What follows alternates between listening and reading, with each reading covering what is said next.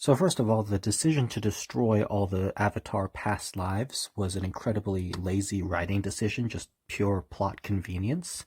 And of course, it does advance the plot because that means Korra is definitely alone. But the reason that doesn't really work is because Korra hardly ever used her past lives in book one or book two. I mean, Aang came in at the very end of book one and helped her regain her bending, and of course, Aang gave her a vision of what happened with Yakone. But aside from that, and Korra had no contact with her past lives in most of book two, except for the time that um, she connected with Aang, Roku, Kyoshi, and Kuruk and Wan, like when she was in the coma, and of course she learned the story of the first Avatar. But oh, and even get me started on the first Avatar story, because with Avatar Wan's story, I like Avatar Wan, but I think the story of the good and evil and the light and darkness, that's just all cliche. And really, it was better when the Avatar was more ambiguous and mysterious, and it wasn't so clear what the Avatar's origins were. So they should have just left it more vague and gone with that. But of course, they chose some very lazy writing details and plot convenience, unfortunately. And of course, going back to the destruction of the Avatars. So while the Avatar spirits were all destroyed, I would venture to guess that Rava definitely remembers every single one of the avatars because she was bonded with every single one of them. So she probably remembers all of their experience and what happened with them. So she could probably tell Korra what this Fire Nation avatar with no arms went through, or what this Earth Kingdom avatar with the beard went through, or what this Water Bending avatar wearing the white dress went through, and all that stuff. So I'm sure Rava just remembers everything, and she could just tell Korra what happened. So Korra should talk to Rava more. But the point is, if the Avatar past lives had never ever been destroyed, if and we'll go to how they might not have been destroyed later, but if they hadn't been destroyed, Korra would have just asked Aang or Yang Chen or any of the past airbending avatars for advice on what to do with the air nomads in book three. And of course, she would have asked them for advice on how to deal with the Red Lotus.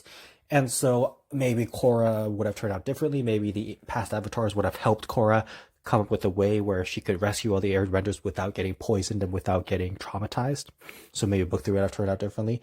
Maybe in book four, it would have the past avatars could have helped Korra deal with Kuvira. And so I'm sure Kyoshi and Roku would say to Korra, "Go ahead and kill Kuvira." Maybe Aang would say, "Take away her pending," but then, or maybe someone else would say something else. So it would have been very helpful for Korra to have the past avatars in book three and book four, because that's when really she needed advice. But of course, she didn't know what to do. So honestly, now that I talk about it, obviously I can see even more as to how much of a plot convenience it was to get rid of the past avatars, because they would have just made book three and book four way too easy on Korra. So that's why. Also,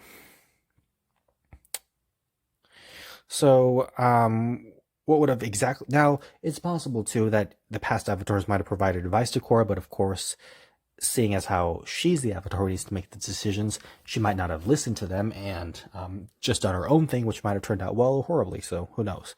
Because Aang did not listen to Roku and kill Ozai, but instead Aang took away Ozai's bending, so he came up with a creative way to make it turn out well.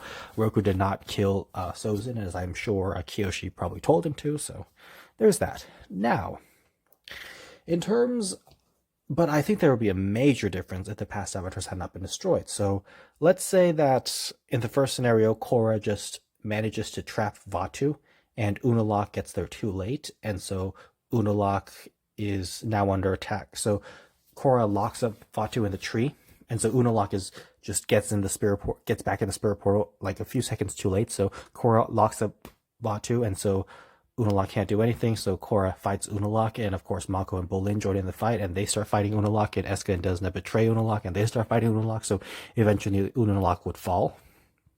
Or let's say Unalaq fuses with Vatu, but Mako hits Unavatu with lightning, and so Unavatu dies. Now in this scenario, let's say that Unavatu was in the Avatar state. Well, if so, then Unavatu would just cease to exist, and maybe Vatu would also die.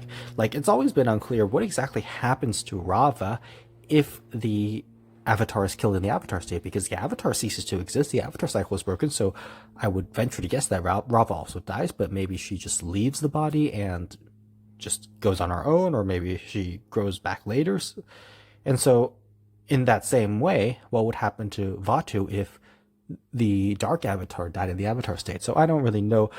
I'm not really sure how to mess with that one there. Or let's say that Vatu manages to separate Rava from Korra, but Mako and Bole manage to subdue Unavatu, and Korra reconnects with Rava, and they do that. So, like, yeah, it's just how Korra would avoid getting her past lives destroyed. I mean, it would be pretty.